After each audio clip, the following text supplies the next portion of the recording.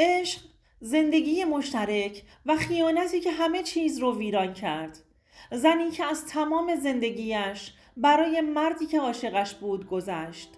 ناگهان با پیام مرموزی روبرو می شود که راز تاریک همسرش را فاش می کند. آیا او می تواند دوباره اعتماد کند؟ سلام دوستان، به کانال سایه های خیانت خوش اومدید.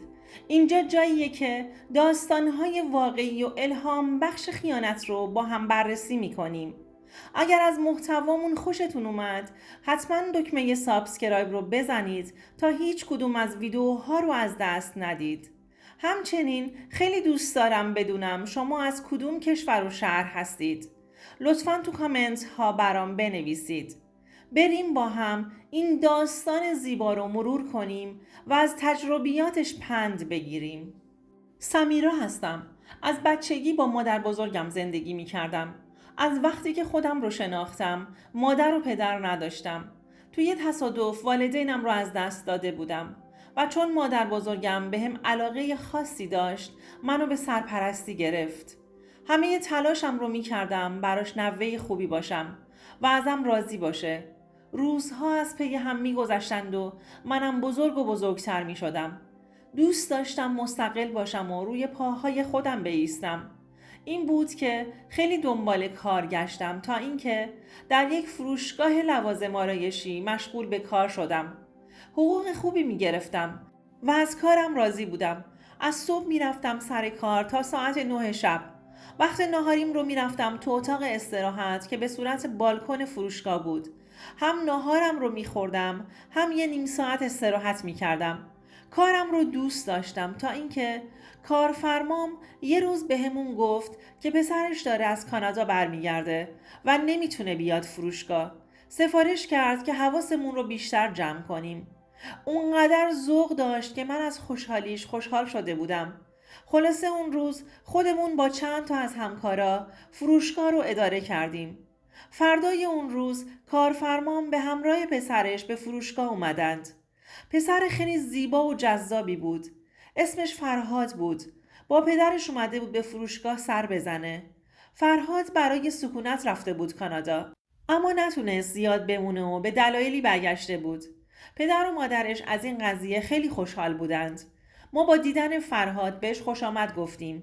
فرهاد بقیه همکارها رو میشناخت. فقط من بینشون تازه وارد بودم و با هم آشنایی نداشت. به خاطر همین با خوشرویی رو کرد به من و گفت از آشنایی باهاتون خرسند شدم. با لبخند ازشون تشکر کردم. از فردای اون روز دیگه مدام به فروشگاه سر میزد و هر وقت همکاری یا چیزی میخواست منو صدا میزد. اول زیاد توجه نمی کردم. بعدش کم کم متوجه شدم که دلش میخواد با هر بهانه‌ای با هم کلام بشه. داشتم کم کم بهش وابسته می شدم. اما از کارفرمام حساب می بردم.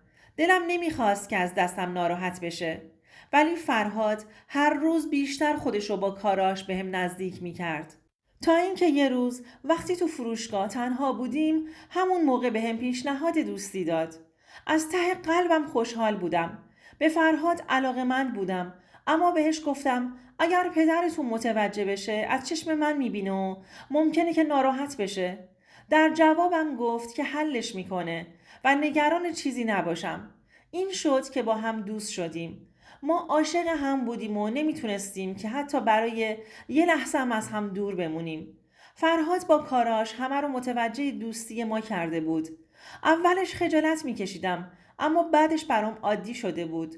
خب عاشق شده بودم، دست خودم هم نبود. پدر فرهاد وقتی موضوع رو فهمید اولش جبهه گرفت. اما بعدش که علاقه شدید پسرش رو به من متوجه شد آرومتر شد و دیگه کاری بهمون نداشت. روزها از پی هم گذشتند و فرهاد یه روز بهم گفت که میخواد بیاد خواستگاریم. منم موضوع رو با مادر بزرگم در میون گذاشتم.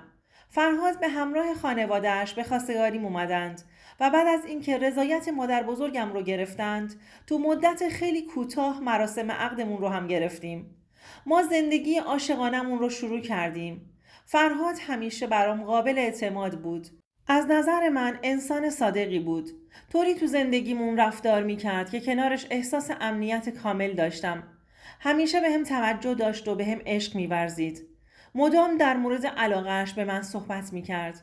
اونقدر از عشقش می گفت که به خودم مغرور شده بودم. منم عاشق همسرم بودم، اما اون بیشتر به هم ابراز عشق می کرد. در تمام لحظات کنار هم بودیم. پدر فرهاد یه شعبه دیگه برای پسرش راه اندازی کرد و خواست که مستقل بشه. واسه همین فروشگاه جدیدمون رو هر دوتایی با هم اداره می کردیم. دو تا فروشنده هم داشتیم، ولی 0 تا 100 کار رو خودمون حضور داشتیم. در تمام لحظات خاص و حتی اتفاقات روزمره کنار هم بودیم. فرهاد هم دوستم بود، هم همسرم. همه چیز زندگیم رو باهاش در میون میذاشتم. چند سالی از ازدواجمون گذشته بود و همه چی خوب پیش میرفت، تا اینکه من به فرهاد گفتم که دلم میخواد بیشتر تو خونه بمونم و به کارهای خونه هم رسیدگی کنم. فرهاد قبول کرد و بهم گفت هر جور دوست داری همون کارو بکن. یه مدت همینجوری گذشت. من دیگه فروشگاه نمی رفتم، اما متوجه تغییر رفتارهای فرهاد شده بودم. اوایل رفتاراش خیلی مشکوک نبود. فرهاد دیگه مثل سابق زمان زیادی رو برای من نمیذاشت و بیشتر سر کارش بود. شبها دیرتر می اومد خونه. زنگهای گوشیش مشکوک بود. مثلا وقتی کنارم نشسته بود گوشیش زنگ میخورد، به یه بهانه‌ای میرفت روی بالکن یا داخل اتاق حرف میزد یا گاهن رد تماس میکرد. وقتی هم ازش سوال میپرسیدم که کی این وقت شب زنگ میزنه، به هر بهانه‌ای شلوغی کار و استرس زیادش رو توجیه میکرد. یه شب که فرهاد دیرتر از همیشه به خونه اومد، برای اولین بار احساس کردم شاید داره بهم خیانت میکنه. با خودم گفتم شاید مسئله جدی‌تر از استرس کاری باشه. این شک مثل خوره افتاده بود تو وجودم. اما بازم سعی می کردم خودم رو آروم کنم که از اون همه عشق و علاقه هیچ وقتی همچین چیزی ممکن نیست و همه چیز عالی داره تو زندگیمون پیش میره. اما دوباره افکار منفی می اومد سراغم و آرومم نمیذاشت. حسم قوی بود و به هم دروغ نمی گفت. آره، این من بودم که میخواستم همه چی رو خوب به خودم جلوه بدم. یه مدت گذشت. یه روز اتفاقی پیامی رو روی گوشی فرهاد دیدم. پیامی که از طرف زنی ناشناس بود. پیامی با جمله های پر از احساس نوشته شده. با دیدن پیام خیلی به هم ریختم.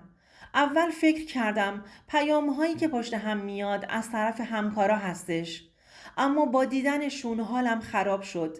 فرهاد رفته بود سوپری سر کوچه وسیله بگیره. یادش رفته بود که گوشیش رو همراه خودش ببره. شوکه شده بودم، اما وقتی که برگشت چیزی بهش نگفتم. از درون داغون بودم، ولی سعی کردم خودم رو کنترل کنم. خیلی لحظه سختی بود. سعی کردم بیشتر فرهاد رو زیر نظر بگیرم.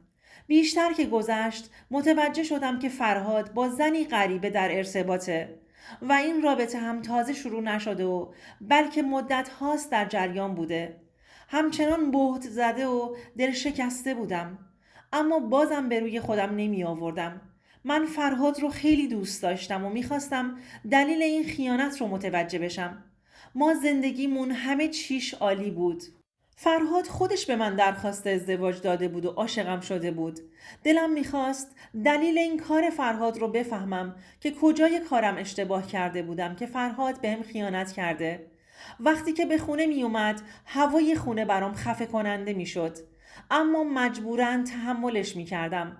فرهاد هم خیلی عادی برخورد می کرد تا اینکه دیگه طاقت نیاوردم و تصمیم گرفتم که با فرهاد بشینم و دوستانه ازش دلیل خیانتش رو بپرسم. یه شب که فرهاد از سر کار برگشت، با آرامش کامل بعد از خوردن شاممون بهش گفتم که از همه چیز خبر دارم و ازش خواستم تا دلیل خیانتش رو بهم بگه. فرهاد اول شوکه شده بود که این حرف رو زدم و زیر بار نرفت. همه چیز رو انکار می کرد.